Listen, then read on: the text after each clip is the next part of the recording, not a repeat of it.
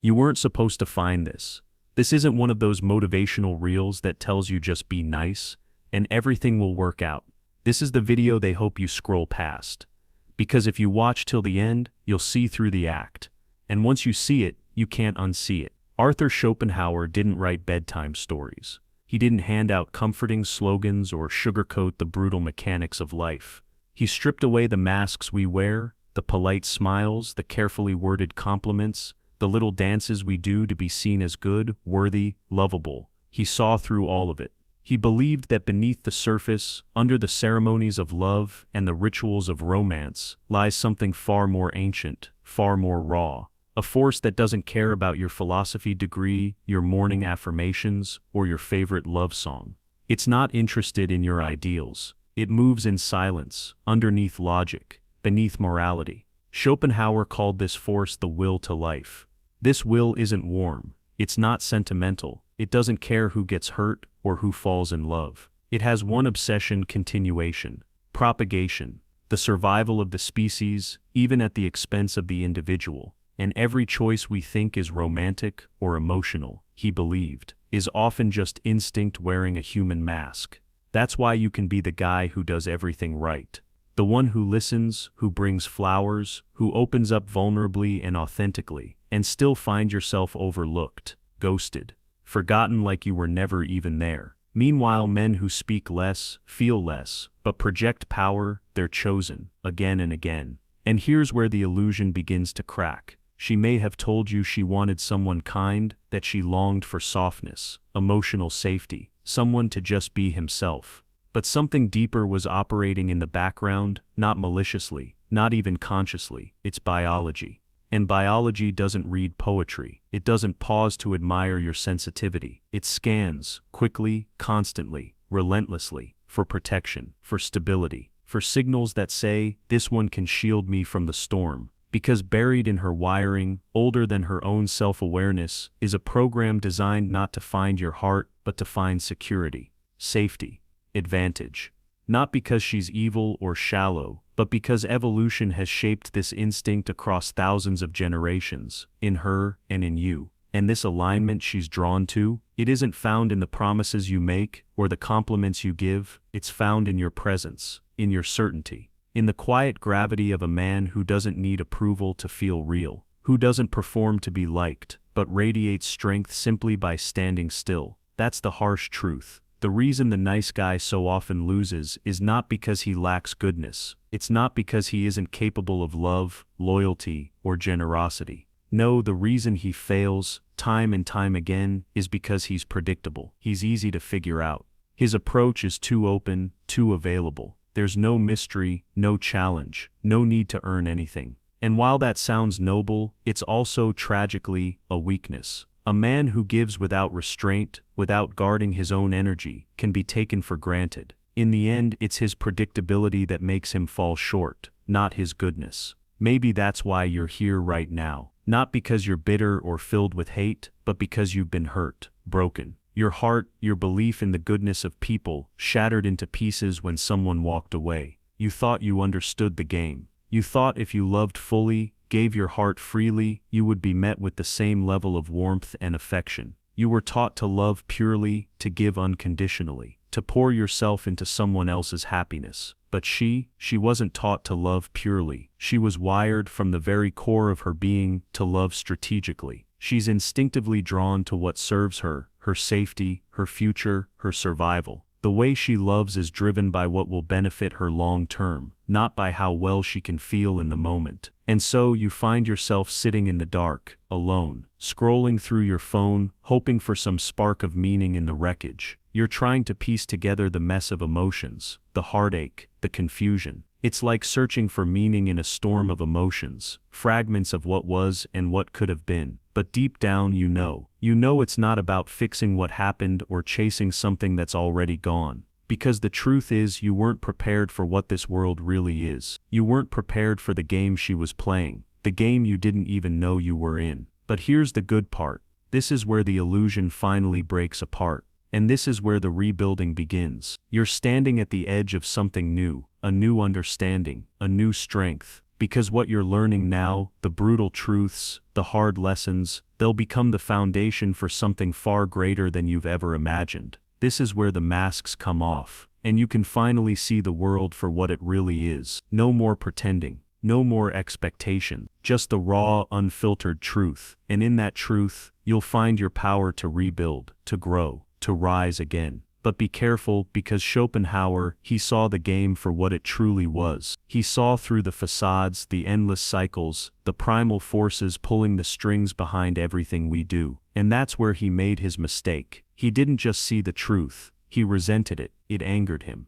It frustrated him to the point where he gave up on love altogether. He became bitter, hostile, and isolated himself from the very thing he once sought: connection. He shut the door on relationships, preferring solitude over the possibility of ever being hurt again. And I get it. After everything you've been through, it can feel easier to shut yourself off, to turn your back on the world, to throw your hands up in defeat. The truth, when it hits hard, can leave you feeling cold. It can make you wonder if it's even worth it to try again. But here's the difference between you and Schopenhauer. You don't have to make the same choice he did. Don't let truth twist you into something hard, into someone who shuts everyone out. Instead, let truth clear your vision. Let it clarify your purpose, your path. Don't let it trap you in a cage of bitterness and resentment. You are not meant to be a victim of instinct. You are not meant to be a pawn in some ancient game, following the whims of biology without understanding it. You were given the gift of awareness, the ability to witness what drives you and others. And in that awareness, you have the power to choose your path, not hers, not anyone else's, your path. And that's the key. You have the choice to rise above instinct, to witness it, understand it, and then decide how you want to move forward. Not as a victim, not as a puppet on strings, but as a man who stands firm in his purpose, clear in his vision, and fully aware of the forces at play, yet still choosing to create his own journey. So choose wisely. Don't let bitterness take over. Instead, let this truth empower you to own your future. And in doing so, you'll become a man who lives by his own design, not someone else's. When you stop chasing women, when you stop relentlessly pursuing approval or validation from anyone else, and instead you start chasing meaning, everything in your life begins to shift. It's like a switch flips. The energy you once spent on seeking external validation now pours into something far more fulfilling: purpose. And with purpose comes scarcity. Not scarcity in the sense of lacking, but in the sense of value. You don't become scarce because you're playing some kind of game or trying to manipulate outcomes. No,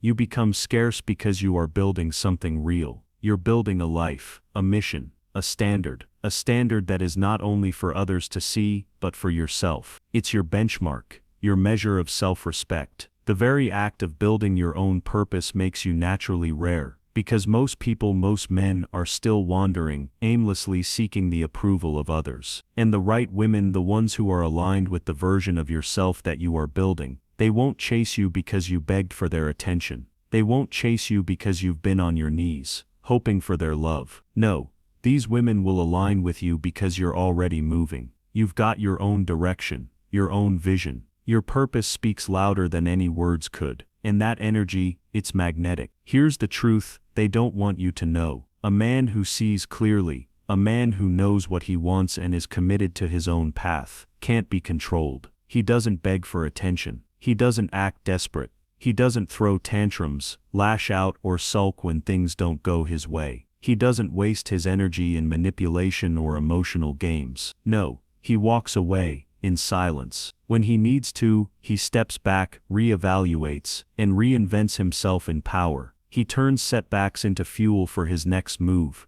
using every experience to refine and strengthen his vision. This is a man who understands that the power doesn't come from what others do to him. It comes from what he does for himself. And with that clarity, he stops asking, "What do women want?" Instead, he asks himself the far more powerful question: what kind of man do I want to be? The moment you stop asking about what others want from you, and start focusing on the type of man you choose to become, you unlock something infinitely more fulfilling. You stop chasing validation. You stop needing approval. And in doing so, you elevate yourself into a higher realm where your value isn't determined by who chooses you, but by the strength and integrity of the man you are. regardless of anyone's approval. You're not here to be liked. That's not the point. You're here to grow. And growth isn't always wrapped in a pretty package. It's not about the applause, the recognition, or the instant gratification. Sometimes growth looks messy. Sometimes it looks like loneliness. Like those long, cold nights when you're pushing yourself forward, even though no one seems to notice. You're building something, not just with your hands, but with your soul. And in the beginning, there might not be anyone there to clap for you.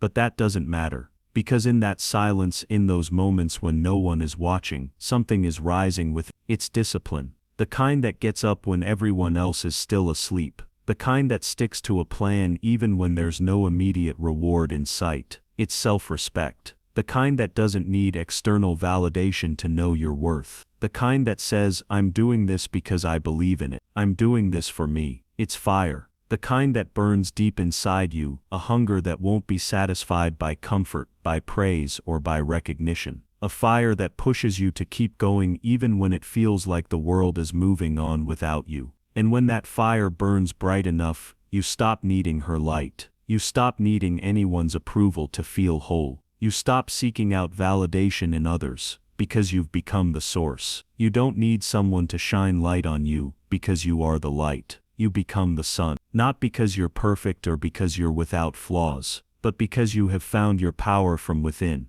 You're not dependent on anyone to fuel you. You radiate that energy, that presence from the strength you've built in the darkness. And when you become the sun, you stop chasing after what you think you need. You stop being a passenger in your own life, waiting for external circumstances to align. Instead, you become the force that shapes your reality. You become the one who moves the universe, not the one who waits for it to move you. Now it's time to make the choice. The choice to stop being the man who waits, the man who chases after validation and approval, and start becoming the man who builds, the man who stands tall in his own power. Take the first step today. Don't wait for the world to choose you. Choose yourself. Start building your mission, your purpose, your fire. And when you do, you'll discover that the right people, the right opportunities will gravitate toward you. But it all starts with one decision: to stop begging for validation and start creating your own value. So ask yourself, what kind of man do you want to be? If you're ready to make that shift, then hit subscribe,